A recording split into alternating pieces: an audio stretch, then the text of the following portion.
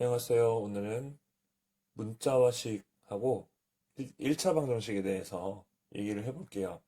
일단 이 선생님이 지금 이 수업을 만드는 게 이 내용을 처음 접하는 학생들을 위한 거라기보다는 뭐 한두 번 해봤는데 이제 뭐 놓치고 지나가기 쉬울 그런 내용들만 지금 찝어서 지금 영상을 찍고 있거든요. 그러니까 이 영상 혹시 공부 안 하고 보고 있다면 한두 번 정도 이렇게 보고 연습하고 오길 바라겠고요. 그럼 이제 본격적으로 내용을 시작해 볼게요.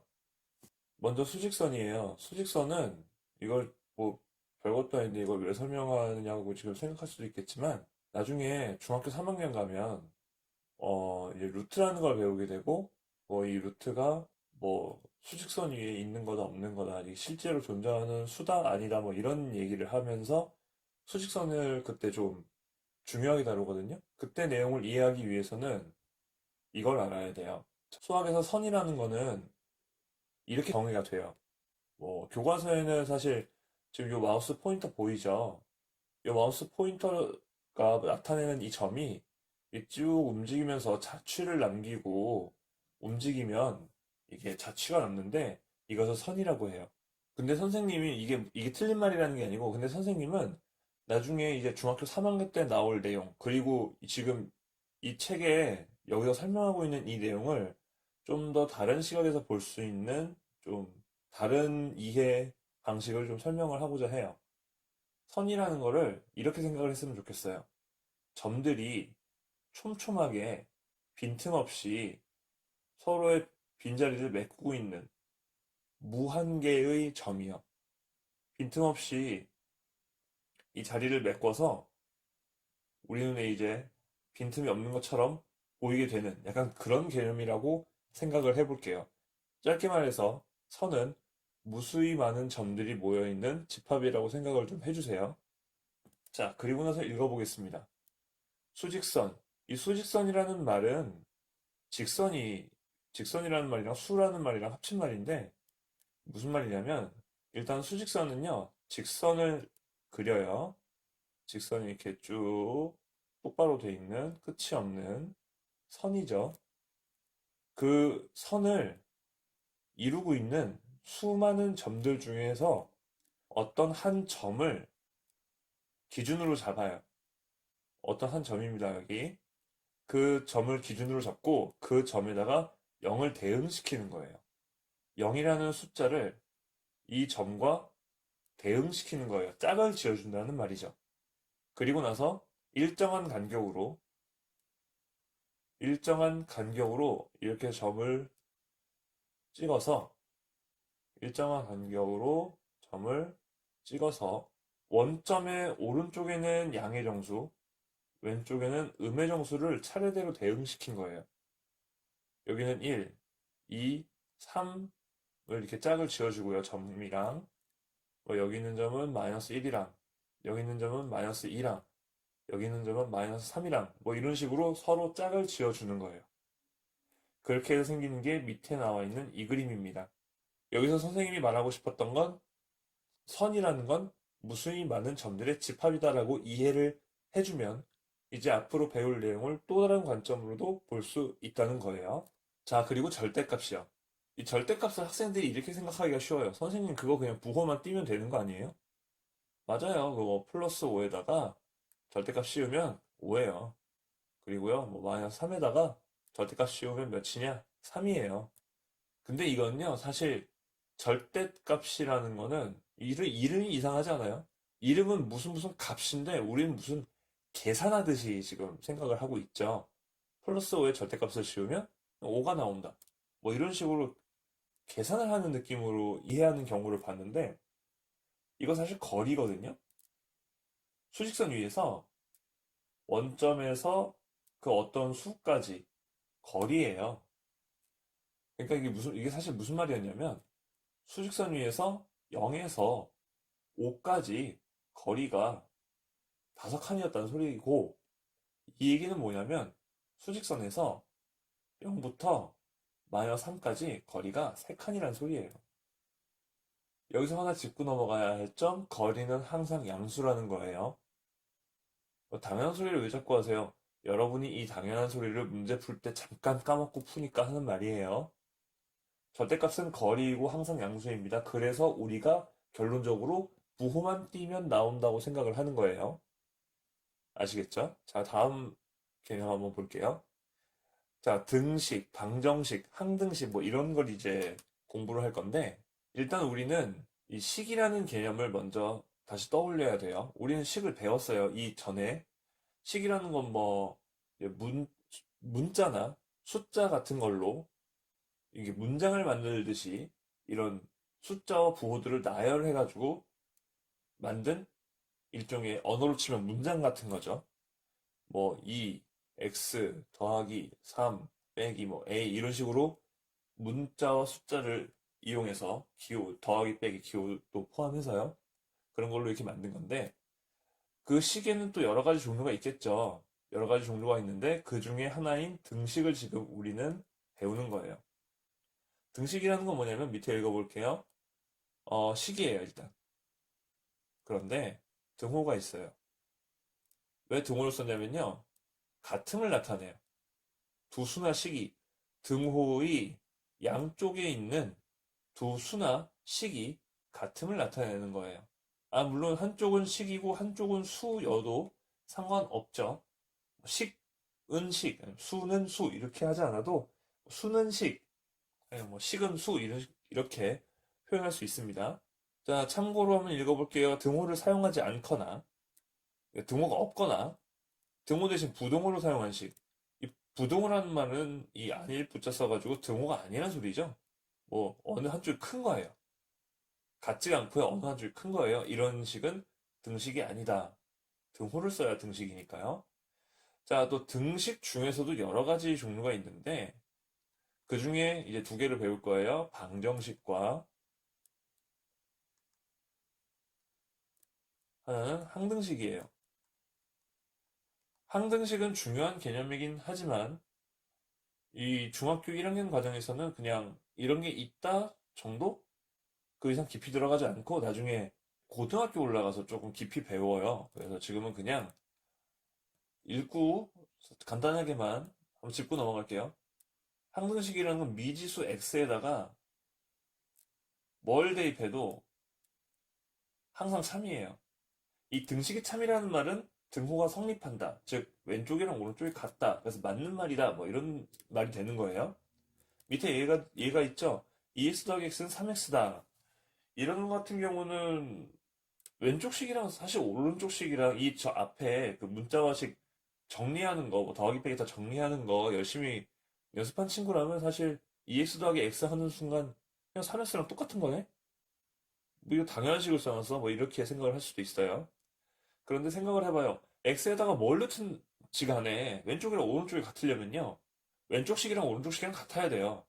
물론 중학교 범위 내에서 하는 얘기예요. 뭐 고등학교 가면 좀 달라지는데. 어쨌든 중학교 범위 내에서는 항등식이 성립을 하려면요. 항등식을 만들려면요. 왼쪽이랑 오른쪽식이 똑같아야 돼요. 그래야 뭐 어떤 x를 넣든지 간에 왼쪽 오른쪽이 똑같죠. 자, 이제 방정식을 볼게요. 이게 일단 등식이고요. 참이 되기도 하고 거짓이 되기도 한대요. 즉 등호가 성립하기도 하고 성립하지 않기도 한대요. x의 값에 따라서요. 여기 밑에 한번 볼게요. 2x 더하기 1은 3x라는 등식의 한 종류가 있어요. 근데 이 등식이 x에 1을 넣었을 때만 참이에요. 2나 뭐 3 같은 거 되면요. 참이 아니고 거짓이에요. 등식 중에서 참이 되기도 하고 거짓이 되기도 하는 이런 거를 방정식이라고 해요. 이 얘기를 왜 자꾸 하냐면 자, x의 값에 따라서 이렇게 되기도 하고 저렇게 되기도 하는구나. 그럼 여기서 우리가 알아야 할 거. 방정식을 푼다. 라는 게 어떤 의미를 가지는지 한번 생각을 해볼게요. 방정식을 푼다는 말은요. 이거예요, 결국. 이 방정식의 x자리에다가 몇을 넣어야 등식이 성립하겠습니까? 아니면 뭐, 이 등식이 성립을 하려면 x에 몇을 넣어야겠습니까? 그것을 좀 찾아내 보세요. 이게 방정식을 푼다예요. 그러면 방정식을 도대체 어떻게 푸느냐에 대한 이야기가 이 다음에 나오는데요. 그거에 대해서 한번 볼게요. 다음 페이지. 등식의 성질, 이항, 이것을 통해서 우리는 1차 방정식을 풀 수 있어요. 이 네 가지 원리를 통해서요. 이 네 가지 원리를 설명하기 위해서 저울을 예로 들게요. 자, 전제가 끌립니다. A는 B라면 저울이 있어요. 저울이 있는데 한쪽에는 무게가 A인 추를 올려놓고요. 이쪽에는 무게가 B인 추를 올려놨더니 이게 평형을 유지하더래요. 즉, 이 두 추의 무게가 같더래요. 자, 이걸 전제로 해서요. 첫 번째, 밑에 보세요. A랑 B랑 원래 같았는데요. 양쪽에다가 C 무게만큼의 추를 올려놓아도 이 저울은 여전히 평형을 유지합니다. 라는 말이에요. 뭐 특이할 거 없죠. 두 번째도 비슷해요. A랑 B가 같았는데요. 양쪽에서 C라는 무게를 빼도 그 저울은 여전히 평형을 이룬대요. 당연한 말이죠. 그 다음 세 번째 볼게요. A랑 B랑 원래 같았는데요. 이 A라는 추가 한 개 있었는데 걷다가 9개를 더 올려서 A라는 추를 10개로 만든 거예요. B도요, 오른쪽에 B라는 무게의 추가 하나 있었는데 거기다가 9개를 더 올려서 B라는 추 10개를 올린 거예요.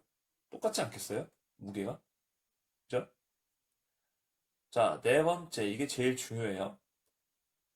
지금 보면 A를, B를, 그리고 원래 둘이 같았는데 나눴어요. C로요. 그러니까 똑같은 수로 나누어도 둘은 여전히 같다. 맞는 말이죠. 이게 맞는 말인데 당연히 맞는 말 같은데 여기서 중요한 건 사실 이거예요. 이거는 사실 이걸로도 부족해요. 진짜 쌤은 여기다가 하이라이트를 이렇게 진짜 막 이렇게 치고 싶어요. 이게 왜냐? 여러분 이 등식의 성질 너무 당연한 얘기 같죠? 쉬우니까요. 이건 뭐 직관적으로 이해가 가니까요. 이 등식의 성질 네 가지 중에서 유일하게 우리의 실생활을 통해서 직관적으로 이해할 수 없는 부분이 이거예요. 단 C가 0이 아닐 때. 이 나누기를 할 거예요. C로. 근데 C가 0이면 안 된다는 거예요. 한 번에 정리해서 말하자면 C로 못 나눕니다. 수학적으로 뭘 나눌 때 0으로 못 나눠요. 그 얘기예요. 이게 뭐 등식의 성질 입장에서 C가 0이면 안 된다가 아니고 수학 전체적 입장으로 봤을 때 그냥 C로 못 나눈다는 얘기를 여기다 써놓은 거예요. 그리고 이게 하이라이트를 두껍게 쳐놓은 이유는 등식의 성질이 시험 문제로 나왔으면은 무조건 저 4번 때문에 나온 거예요. 저걸 구분을 할 수 있느냐 없느냐. 주의 깊게 보아두시고요. 뭐 간단하게 읽어보면 등식의 양변을 0이 아닌 이렇게 여기까지만 하자. 등식의 양변을 이게 위에는 없는 부분인데 위에 있는 세 문장에는 이런 말이 없죠. 근데 여기만 있어요. 0이 아닌. 왜냐면 0으로 못 나누니까 이런 말이 있는 거고요. 자, 등식의 성질을 배웠더니 이항이라는 말이 나옵니다. 이항은 알고 있죠. 뭐 A 더하기 B는 C에서 B를 오른쪽으로 이항하면 플러스 C가 플러스 B였는데 마이너스 B가 된다. 뭐 이런 내용이잖아요. 그래서 쌤이 문제가 간단한 거 하나 들고 와볼게요. 2 더하기 2x 더하기 뭐 3은 7이다? 이렇게 간단한 거 들고 왔습니다. 자, 우리 요 전 페이지에서 배웠듯이 이거 방정식이고요. 이 방정식을 풀어라 라고 하면은 x에 몇을 넣어야 저 식이 참이 될까를 찾는 과정이라고 했어요. 그게 방정식을 푸는 거고 어, 여러분은 지금 문제를 많이 풀어봤을 테니까 알 거예요. 이 방정식은요, 어떤 일련의 과정을 거쳐서 x는 뭐다 이런 식으로 정리가 돼야 되죠. 여러분 여기서 주목해야 할 점은 방정식을 푸는 거는요, 어떤 목표를 두고 어떤 이제 행동을 하면 되는데 목적이 뭐냐면 이렇게 만드는 거예요. x는 하고 왼쪽에는 x만 남기고 나머지는 다 오른쪽으로 정리를 하는 이 과정을 마치면 자동으로 방정식이 풀린다라고 생각이 된다는 거죠. 그러면은 문제 나온 걸 보면 왼쪽에는 2도 있고 플러스 3도 있어요. 이게 좀 없어졌으면 좋겠어요. 저것만 없어지면 답이 나오는데. 자, 우리의 목적은 이겁니다. 왼쪽에 있는 x에 곱해져 있는 2와 왼쪽에 지금 더해져 있는 3, 이걸 없애는 거예요. 그러면 답을 알 수 있을 거예요. 자, 갑니다. 여기서 이제 플러스 3이 없어졌으면 좋겠으니까 우리는 3을 뺄 겁니다. 어디에서요? 양쪽에다가요. 이거 몇 번 성질이에요? 2번 성질이죠. 양쪽에서 똑같은 걸 빼도 등식은 여전히 성립한다. 정리합니다. 하고 나오는 식이 2x는 7 빼기 3이에요. 이게 우리가 알고 있는 이항이라는 겁니다. 왼쪽에 있던 플러스 3이 오른쪽으로 와서 마이너스 3이 되는 과정이에요, 이게. 됐습니까? 자, 그리고 나서 정리를 하면은 2x는 4. 자, 여기서 3이 더해져 있는 건 없앴어요. 그럼 2가 곱해져 있는 것도 없애야겠죠. x에 2가 곱해져 있는 걸 없애고 싶어요. 곱하기를 없애려면 곱하기의 역 연산을 하면 되죠. 뭐예요? 나누기 2죠. 자, 2로 나눕니다, 양변을. 나눌 때 항상 주의해야 할 점, 여러분이 고등학교에 가서도 양변을 나눌 때 꼭 기억해야 하는 점, 내가 지금 나누고 있는 게 0이냐 아니냐. 선생님, 이거 당연히 2잖아요. 여러분, 고등학교 가면요, 뭐를 이렇게 나눌 건데, 뭘로 나누냐면 숫자가 아니고 어떤 식으로 나누게 돼요. 그럼 그 식은 아직 수가 몇인지 정확하게 정해지지 않은 거란 말이에요. 그래서 그게 0이 될지 안 될지를 꼭 생각을 한번 해봐야 돼요. 그래야 올바른 풀이를 할 수 있어요. 중학교 공부 탄탄히 해놔야 고등학교 때 안 무너집니다. 자, 정신 똑바로 차리시고 약분합니다. 그래서 나왔다. x는 2. 왼쪽에 x만 남기니까 오른쪽에 답이 나오죠? 여러분, 방정식을 푸는 데 있어서 어떻게 하면 되냐면 왼쪽에 x만 남겨야겠다라는 목표를 가지고 풀기 시작하면 됩니다. 그리고 왼쪽에 x만 남길 수 있는 방법은 바로 등식의 성질을 이용하는 거예요. 그 등식의 성질에서 파생된 게 이항이라는 개념이고요. 알았죠? 자, 그 다음 가면은 사실 이 페이지를 넣을까 말까 고민을 많이 했어요. 왜냐면 여기 있는 4개의 뭐 차례를 외워가지고 저 4개 차례를 외우면은 1차 방정식을 풀 수 있나요? 풀 수는 있는데 선생님 생각에 이 차례를 보면서 하기보다는 그냥 좀 여러 번 연습을 하고 틀려보면서 내가 스스로 이 방정식을 어떻게 다루어야겠다는 그걸 좀 체득을 했으면 좋겠어요. 이 풀이를 외우는 게 나쁘다는 게 아니고 많은 연습을 통해서 여러분이 이제 머리가 아닌 이 습관적으로 그냥 머리 안쪽으로 손이 풀 수 있을 정도로 연습을 좀 많이 했으면 좋겠다는 얘기예요. 체득을 했으면 좋겠다는 소리죠. 그냥 몸이 스스로 습득하는 거예요. 머리로 외우지 말고. 자, 그럼 한번 볼게요. 순서, 순서에 따라서 한번 해봅시다. 자, 여기 문제가 있는데, 요 문제를 여기 있는 순서에 따라서 한번 해볼게요. 1번. 괄호가 있으면 분배 법칙을 이용해서 괄호를 먼저 푼다. 자, 분배 법칙으로 괄호를 풀겠습니다. 자, 근데 괄호를 푸는데 여기 잘 보세요. 어, 물론 이렇게 하는 친구들 많겠지만, 선생님 요 괄호 안에 있는 걸 두 개의 항으로 구분을 합니다. x 마이너스 2분의 1.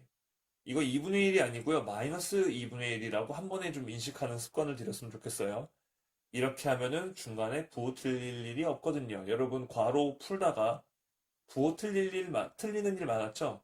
이렇게 묶어서, 부호까지 숫자랑 묶어서 생각하면 부호 틀릴 일이 줄어듭니다. 이해도 훨씬 쉽고요. 자, 이제 갈게요. 괄호를 분배 법칙을 통해서 6x 곱하면 마이너스 3은 이것도 2x, 이것도 마이너스 1로 이렇게 묶어서 얘 마이너스 2가 되겠죠? 곱하면 마이너스 4x 하면 플러스 2 됐어요. 첫 번째 단계 했고 두 번째 단계 1차 항은 즉 x가 있는 거는 좌변으로 지금 중학교 과정이니까 그냥 x가 있는 거는 이런 식으로 좀 이해하기 쉽게 그냥 말도 안 되는 말이지만 하는 겁니다. 자, 1차 항은 x가 있는 건 좌변으로 상수항은 우변으로 즉 숫자 이것도 틀린 말이지만 사실 중학교 과정에서는 상수항이라 그러면 그냥 숫자라고 생각하면 좋아요. 숫자는 우변으로 각각 이항하여 정리한다. 이항이라고는 했지만 선생님은 이걸 등식의 성질을 보여주는 도구로 쓸 겁니다. 마이너스 3이 없어졌으면 좋겠어요. 더하기 3을 합니다. 어디다가요? 양쪽에. 양쪽에 더하기 3을 해요. 이렇게 하면 왼쪽에서 3이 사라지거든요. 자, 이제 왼쪽에서 하는 마이너스 4x가 없어졌으면 좋겠어요. 어떻게 하면 돼요? 마이너스 4x를 더하면 되죠. 그러면 빼기 4x가 없어지겠죠? 없어지고 정리하면 10x는 5. 자, 그 다음 양변을 x의 개수, x 앞에 있는 숫자 말하는 거예요. x는 몇 꼴로 나타낸다. x 앞에 있는 개수가 10이니까 양변을 10으로 나눌게요. 0원이니까 나눌 수 있죠? 좋아요. x는 2분의 1.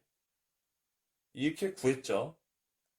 다음 네 번째, 참이 되게 하는지 확인한다. 검산 개념이고요. 검사는 당연히 하는 거 아닙니까? 자기가 구한 게 실수가 하나도 없이 무조건 맞을 거라고 확신할 수 있어요. 대단한 사람이네. 그런 사람 없죠? 자, 2분의 1 넣어보자 이거예요. 여기에 2분의 1을 넣으면 2분의 1 빼기 2분의 1 여기 0이네. 6 곱하기 0은 0이네. 왼쪽은 0이 되는구나.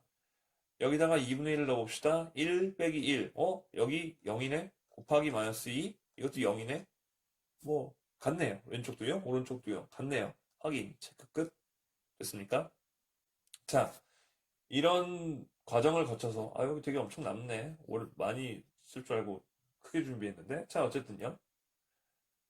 여러분은 이런 식으로 연습을 시작을 해요. 그리고 많은 연습, 많은 오답을 경험하고 나서 문제풀이에 익숙해져야 됩니다. 그러면은 어디까지 익숙해져야 되는지 선생님이 이 문제를 한번 풀어볼게요.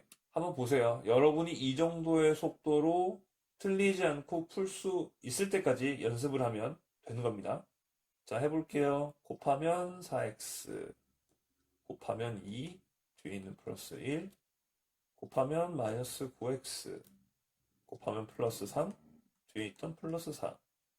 마이너스 9x는 저쪽으로 가고 여기 있는 3은 저쪽으로 간다. 등식의 성질은 충분히 했으니까 지금 바로 그냥 7 빼기 3 바로 이 항으로 할게요. 13x는 4니까 x는 13분의 4. 자, 이런 식으로 한 요 정도 속도로 쭈루룩 풀어낼 수 있으면 물론 맘먹고 빨리 풀려고 그러면 더 빨리 풀 수도 있는데 한 요 정도 속도로 정확하게 풀어낼 수 있을 정도로 연습을 했다면 이제 앞으로도 수많은 1차 방정식을 풀면서 여러분의 속도는 조금 더 빨라지고 정확도도 점점 더 올라갈 거예요. 근데 뭐 이제 시험 칠 때 한 요 정도 속도면은 그냥 뭐 시간 모자라서 못 푸는 일은 없겠다 라고 생각을 하면 되겠고요. 자, 이제 그 다음 나오는 게 요런 거예요. 앞에 있던 거랑 조금 다른 게 이게 뭐냐면 여기 지금 분수도 있고요. 소수도 있어요. 그래서 이런 거를 따로 모아가지고 소단원으로 지금 제목이 뭐라 그러냐면 복잡한 1차 방정식의 풀이라고 하거든요.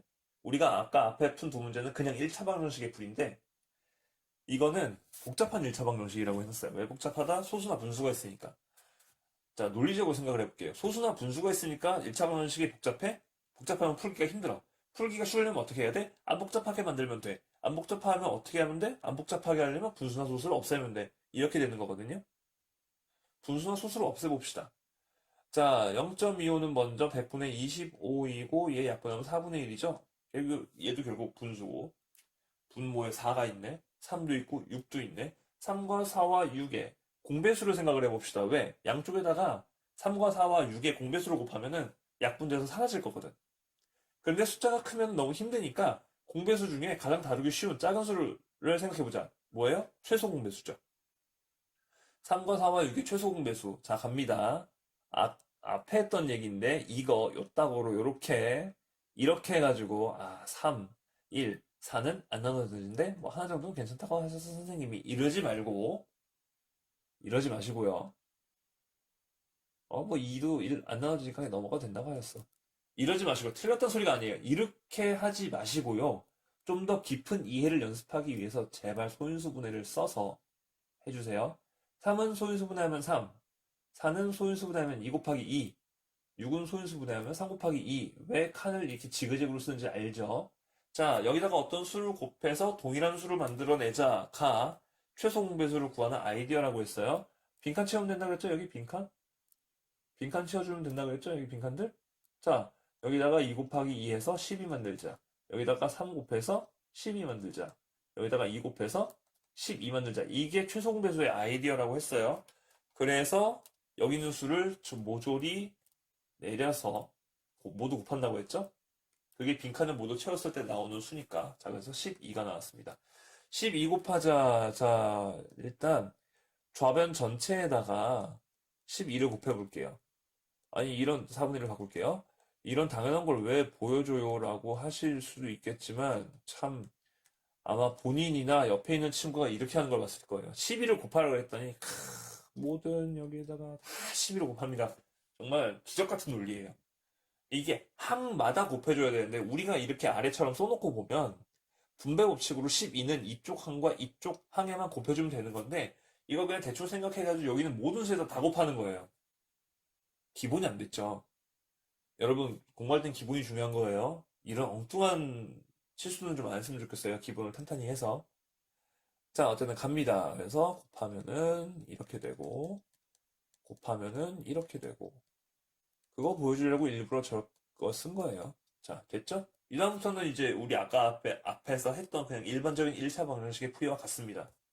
뭐 아까 봤던 순서를 굳이 다시 말하자면 괄호 풀고 1차 항은 왼쪽에 상수항은 오른쪽에 그 다음에 뭐 x의 개수로 나눠서 x는 몇인지 구하고 그게 답인지 확인한다 뭐 이 정도 계속 반복을 해서 그냥 나중엔 이런 거 생각하지 않고도 손이 알아서 풀 수 있도록 해주세요. 이제 뒤에 이제 1차 방정식의 활용이 남았는데 그건 너무 이제 기니까 여기까지 끊고 다음 영상에서 또 볼게요.